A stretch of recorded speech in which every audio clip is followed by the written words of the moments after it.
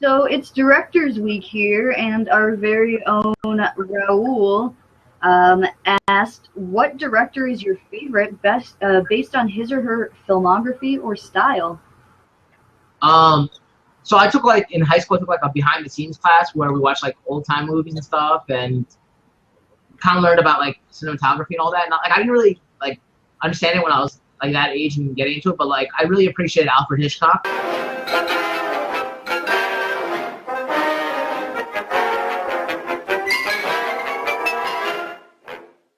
And the way he shot pictures and all that. Just seeing like I remember the Psycho scene, like when Arbogast was like walking up the stairs and then he fell and it was like that zoom in the back and like all that, and like that was cool, and like especially with Vertigo and the whole aspect of that, and just like and like in Birds when you see like Tippi Hedren sitting on the I think it's Tippi Hedren sitting on the park bench or whatever it is, and then zooms to her, like it's one bird, and then zooms out to her, and then back up and there's like more birds. Like I just feel like he was so good for just the way his style and all that, and like especially use of black and white as well.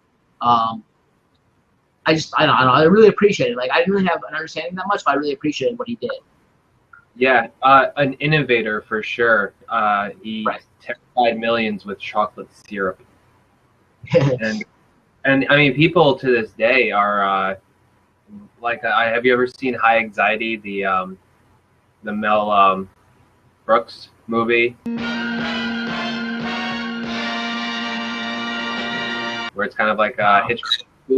It's really good, and there's a part where like he gets he's in the shower and some guy comes in and like hits him with a newspaper, and the newspaper falls into the shower, and the ink circles the drain, just like yeah, he has influenced so many filmmakers. That was a great pick. And I think for Psycho he also used different actors, right, or like stand-ins for the mother, because that way you would never figure out who it was until the end. I'm not sure, is that right? Oh, I'm pretty sure. If I understand correctly, the scene where she's in the shower, that's Hitchcock himself coming in with a knife and catching her real reaction. So yeah, I mean, nowadays like a lot of those horror movies like copy off that fact where like they don't want you to know who the killer is, so they use different actors to play the killers, so you don't catch on to who the killer is by mannerisms like that. So you're right. He was an innovator, but style and all that. For sure. And I know your mom loves Hitchcock. Yeah, my mom's a huge Hitchcock fan. She's always asking me. She wants a Hitchcock tattoo. She's always bugging me to do it. I haven't got a chance to get around to it yet, but my mom loves Hitchcock. Huge fan. She's terrified of birds. She is terrified of birds. Yeah, my favorite director, and I think that a lot of you guys know this, but I love Stanley Kubrick. Action. You little scumbag! I got your name! I got your ass! You will not laugh. You will not cry. You will learn by the numbers. I will teach you. Now get up! Get on your feet! I think he's amazing. That guy just knows how to make a scene look beautiful and to tell a visual story as well. I think he was brilliant. I don't love all of his movies, but the movies of his that I do love, I'm extremely passionate, and I've been a huge fan of since I was a teenager. I've been really enamored with his work. No one ever really did it like Kubrick. He's been imitated a lot, but never really had people come close to his brilliance. He was crazy, but amazing. I was actually going to say something about Kubrick, but I saw what Kimber is wearing, so I'm like, I figured she's going to pick Kubrick, so I didn't want to say anything. But one thing I would say is like I don't know how much like control the directors have over the score to the movie, or when they score certain things, but like the music to a lot of his scenes, like especially like Clockwork Orange and stuff, when they're walking down that with the canal way it is, and they're like kicking people into the water, and all that music, like it fits in so well, and like also in The Eyes Wide Shut, like the scene where they're like doing that ritual, like that scared me. That scene with that music, like the deep like bass, like whatever it was, like the guy singing like the monk thing, like. I think it's so well done. But Mr. Steven Spielberg. All right, let's get to work. And I chose this very simply because he was like one of the first people I, really started getting into, Like his films were very easily accessible. They had that, that Spielberg whimsy. It was very child appropriate. I have 5 of his films right here. all very different, but all very good films as well. Yeah, the dude knows how to direct movies, and he knows how to direct them towards adults, kids, old people, just everybody. And he really understands what he's talking about. Even Crystal Skull, which I don't blame Spielberg for that one. I don't blame him. I blame his buddy George. But yeah, Steven Spielberg. Yeah, I mean, you still put your name on it, kind of. Well, he's had some bad films too. I know it's got to be incredibly intense to work with studios and stuff like that. Like, I don't think film viewers give like directors enough credit. I'm just going to reiterate and just add on. Like, Spielberg has always been one of my favorite directors, mainly because the first movie I ever saw in theaters was Jurassic Park. I was 4 years old. My parents took me to see it, and I remember every second of it. And that's always going to be my favorite movie, no matter what. But the reason I really enjoy Spielberg's style is mostly like the way his character moments, where they'll just be walking through a scene and like a group of people, and instead of like one person talking and everyone listening and them taking turns and cutting back and forth, you'll see how it is in real life. Like, the groups are kind of bunched up having different conversations within the same scene, and it's always been pretty like inspiring to me, and it's one of my favorite character traits of his films. For sure. He pretty much nails like every genre too. Like, he's not a one-trick director in any way. No, and you gotta love his signature like style too. He has like that signature like Spielberg face shot where you're getting like the reactions of people, and he holds on them for a really long time. It's beautiful, and a lot of people have stolen that. He's also the master of the long shot. Yeah, his tracking shots through a scene, like coming down a road, like the way the camera follows the car and stuff like that, and will bounce back and forth, is very masterful. It's definitely, and I don't know, there's plenty of other great directors like Kubrick. Like I said, he's my second favorite director. I've always loved the way he films from perspective. Yeah, he went with David Fincher. I think people are perverts. I've maintained that. That's the foundation of my career. Sure, I've always really liked David Fincher. He's always been one of my favorite. I really still love Gone Girl. Gone Girl is still up there. It still blows me away. I rewatched it a couple weeks ago. It's still awesome. But yeah, David Fincher is and it's kind of fucked up to say, his really weird, disturbing, I love, like, going back to Fight Club. I mean, just the dark and just twisted way it was lit up or not lit up. I mean, just the flickering lights and just the creepy music in the background. Yeah, no, I've always loved his style, and it's kind of a weird, twisted choice. But yeah, no, I'd have to go with David Fincher on that. So just to say, like, I like Fincher, but Fincher has kind of like shown all of his tricks to me. He makes good movies, but like it's the same fucking movie every time. It's the same angles. It's the same color palette. It's the same everything. And it's not to say that that's something against Fincher. He makes good movies. It's just that he's not trying to break out of anything anymore. He knows what he likes, and he does what he's good at, and that's great. But like I can't say that he's my favorite director. I will see every movie he does. So I'm going to echo Kimber on that one. Kubrick and obviously Paul Thomas Anderson right now, because he's doing such a great job. I love The Master, and Inherent Vice is a little bit of a slow burn, but I'm coming around to it. I've watched it 3 times now, and it's getting up there. You guys, what did you mention before, Tom? What was your favorite director again? Refn, right? Nicholas Refn, who is my favorite director at this time based on his style. Well, violence is very easy to work with because it's a bit like fucking. You know, it's all about... No, not allowed to say it. Thank you. Right, we do apologize for that. Very sorry. He's colorblind, and because of that, he has to, like, how does he do it? He films it. He just goes really high contrast, right? He films it really high. No, Drive is a really good movie. I still haven't seen Bronson. Yeah. I gotta watch that one. I've been hearing great things. I'm just so behind. Evidently. But his palettes are beautiful. It felt like Vice City, Grand Theft Auto Vice City a little bit to me, just the way it was lit up like that. But no, it's a great movie. I love it. I just watched Neon Demon today.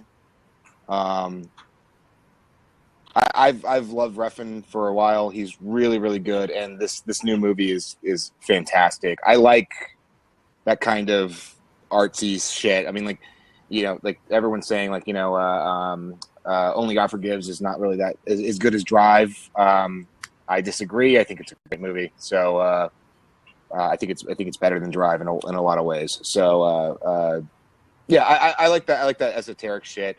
I think Paul Thomas Anderson, as well as Jason said, fuck Jason. Paul Thomas Anderson is great. I think writer-directors are really good because they don't get stuck in their ways because they constantly feel like they need to like prove themselves. I think a writer really needs to prove themselves, and they don't want to like get themselves in a box. My favorite director is Edgar Wright. Hello, I'm Edgar Wright.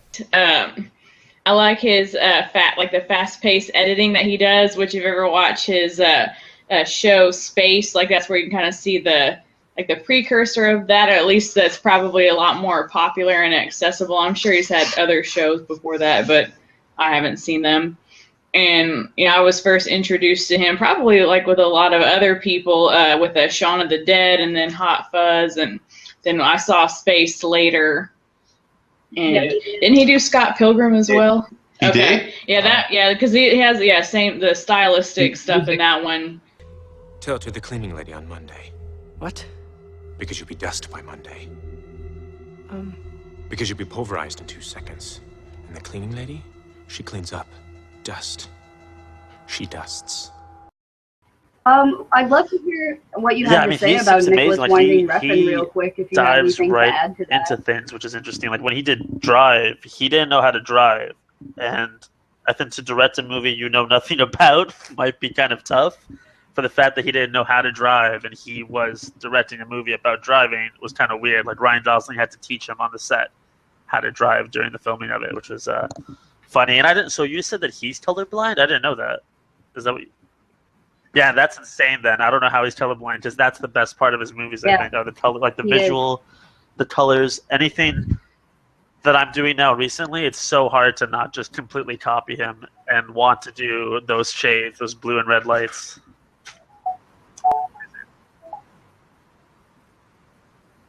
Oh yeah, man, totally. And I didn't know that he can't drive. That's actually like a cool thing for me, because I can't drive I don't know how many of you guys know this, but he seems to be lacking in a lot of departments, and yet it's not stopping him at all.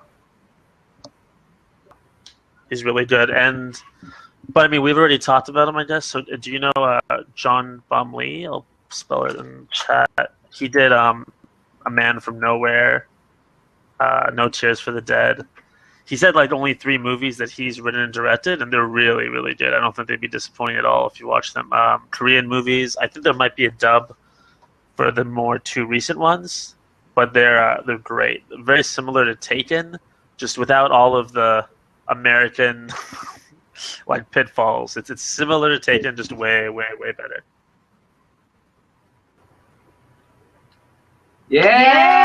Yeah! Raul's wearing our not our tough shirt. We work with a channel called Fight. This was designed by the lovely Jeannine. I saw her in here before. I don't know. She's right there. There she is, Jeannine. My pick is Alfonso Cuarón. Oh yeah, what's your favorite movie? From him, it's between Children of Men is one of my favorites, and also he just recently produced a movie with his son, with Jonas Cuarón. The movie is called Desierto. It's also about how the people suffer throughout when they cross the border to come to the United States, but also there's like there's a lot of people, the American people there, they're really, really resentful that a lot of immigrants come and they harm them for pleasure. Jeffrey Dean Morgan, he's the bad guy in that movie. Okay, so when I was basically in college, I was completely obsessed with Guillermo del Toro. he is one of the most just fascinating, creative people. I pretty much was addicted to Pan's Labyrinth for basically like 5 years or something. It was one of the most greatest films I've ever seen. Yeah, his character design is off the charts. It's crazy. It's like, was that guy doing stuff while he was writing Pan's Labyrinth? We'll never know. When we started creating the creatures, I knew that the creatures needed to be beautiful, but they needed to be not sophisticated in the sense that they were created probably by the imagination of a girl. Even the orphanage and all that sort of stuff, apart from maybe Pacific Rim, which was pretty like on the nose and a little bit crazy, which I didn't really like, but like his earlier films, his like Spanish, like when his like heritage-based films that he made, amazing, so good, so great. So you asked, actually, who was the most underrated director?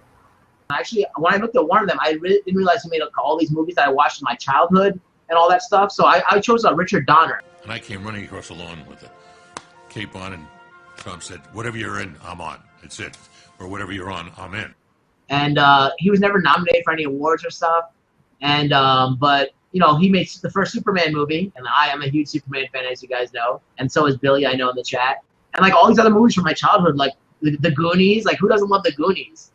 And you know, then obviously the Lethal Weapon series and all that. And more recently, he had 16 Blocks, which I really enjoyed too. So, I mean, I just thought of him, and I was like, he's a great underrated director, because I feel like he's never been really acknowledged for a lot of the things. You don't really think of him in the like when people say Spielberg and all those people, like I don't really hear Donner that much. So that's why I chose Richard Donner.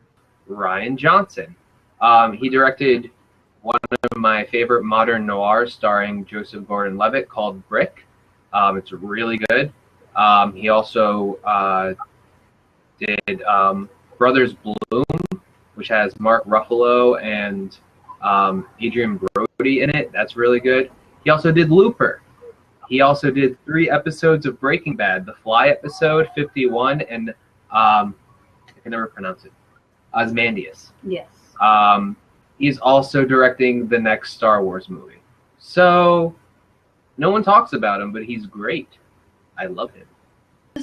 Tom is looking it up for me, but it's the dude who directed the last couple of episodes of Game of Thrones. Oh, okay. Man, like he's directed some of the best episodes of that show. Miguel something, Billy saying. Sokpanak. We actually spent an entire day, 10 hours, with Kit on top of you and beating him. And I just shot it from every single angle I possibly could. He's got a crazy name. What he's done, to me, the last 2 episodes of this season really saved this season of the show. Yeah, he also did Hard Home. I think that the episodes he's done have been some of the best of the show and some of the ones that people are going to remember the most. And honestly, like the Battle of the Bastards, I've never seen anything like what they did with that episode visually, and it was really impressive and cool. This guy's also done some movies that when we looked it up. Yeah, he did Repo Men, which I thought was cool. My most underrated director is a man. His name is Robert Wise. Now, let me just name a few of the films he's directed. West Side Story. Well, I thought it was a wonderful piece of work of art. I was particularly excited by the idea of telling the story with the kind of background it had and having a chance to make a comment about the unnecessariness of our racial prejudices and how false they really are, and how it can only lead to an end in tragedy. And I thought it was a wonderful way to entertain and still at the same time make a point, make a good strong point. The Sound of Music, a very underrated horror film called The Body Snatcher, The Day the Earth Stood Still, Andromeda Strain, and and The Haunting, which is also one of the greatest horror films ever. And he also edited Citizen Kane. Yeah, seriously. And I think that this guy, like, all those films, and still he doesn't really get the recognition he deserves. This guy, like, you know all those films, and those are amazing, amazing films. And even if it's not the best thing like Star Trek motion picture, it's still shot really well, and it's well directed.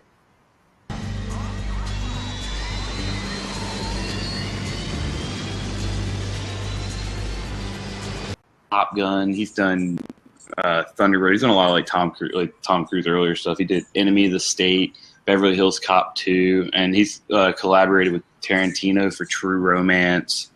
And he's collaborated with Shane Black as well for a couple films. But I think that he's definitely made pretty decent films.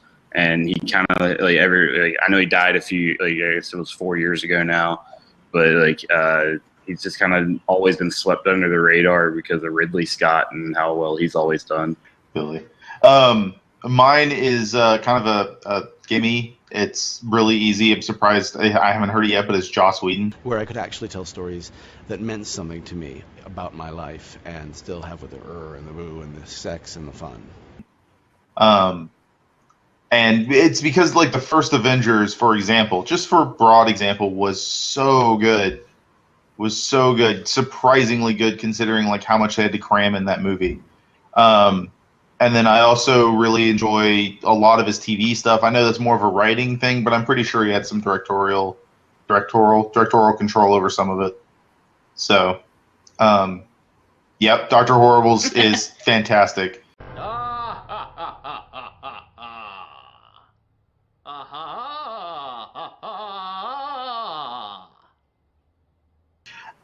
I think he is.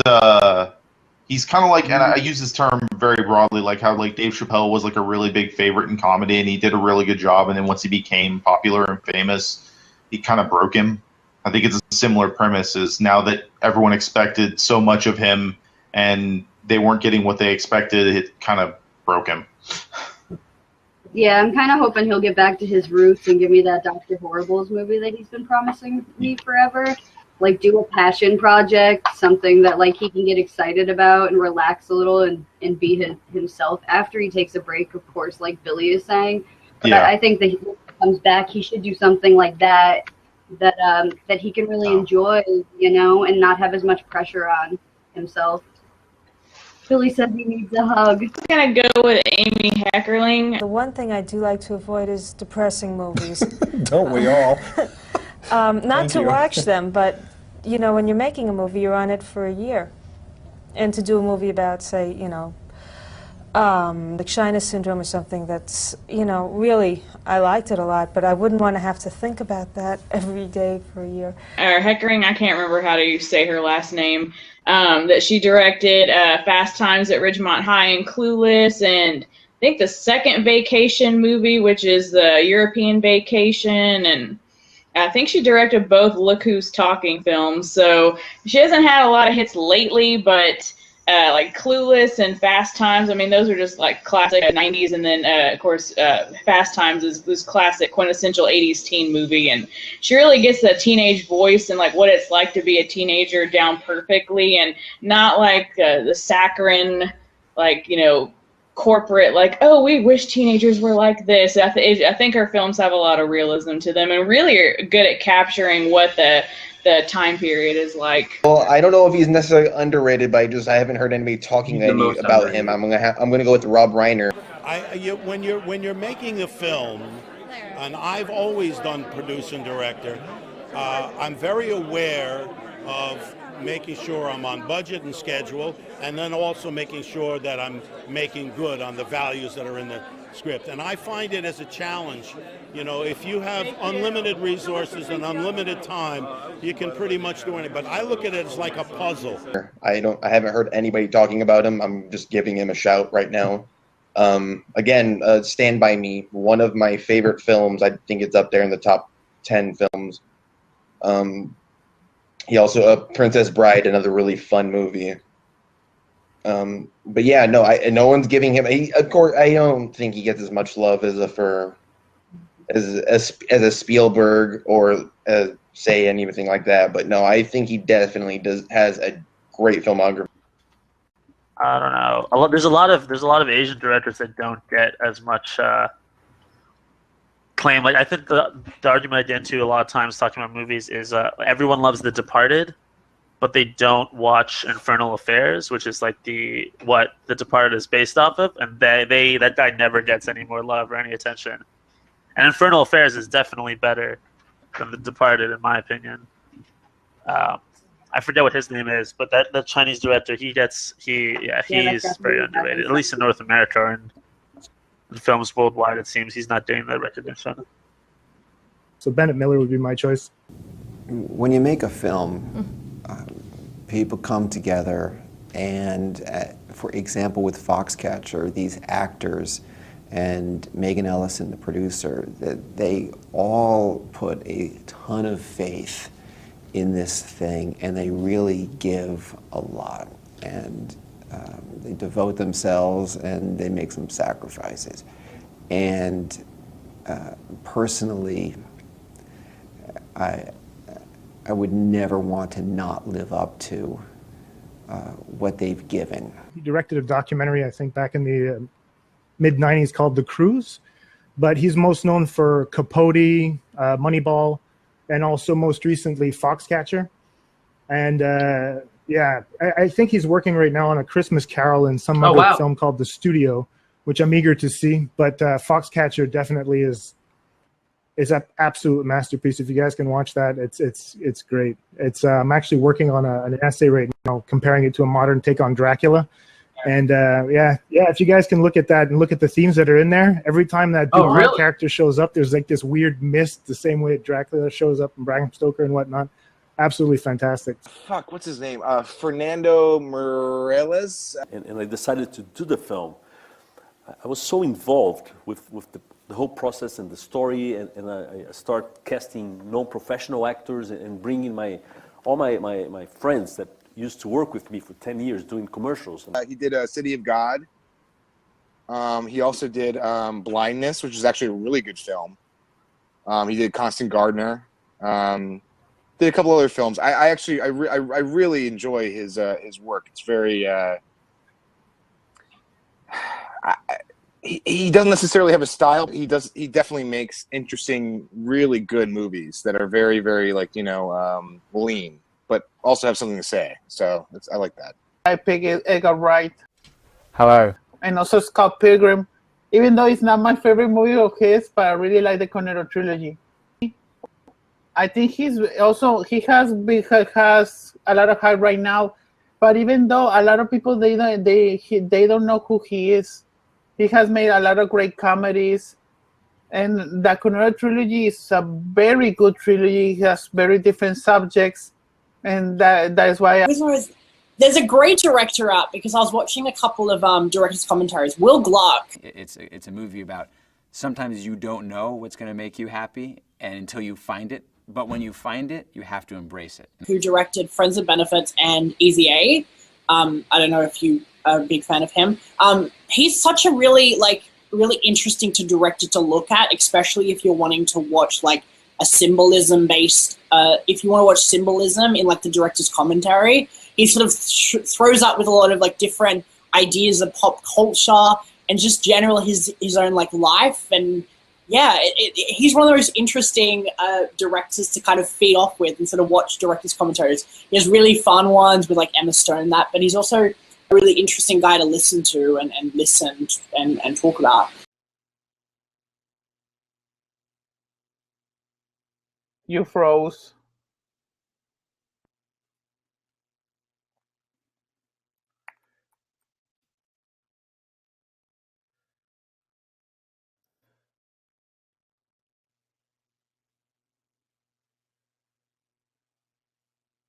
Yeah! Enjoyed it. Woo! Thank you. We made a new friend. Thank you. Bye. Hi. That's very good. I'm very good. I'm now taking over. Haha. Raul, stop taking over our show. Bye. Can you guys see me? When it crumbles, okay. We will stand down, face it all. Together, let the sky fall. When it crumbles, we will stand down, face it all together. Let sky fall. Okay, I'm gonna reset it. I think he's on the second one.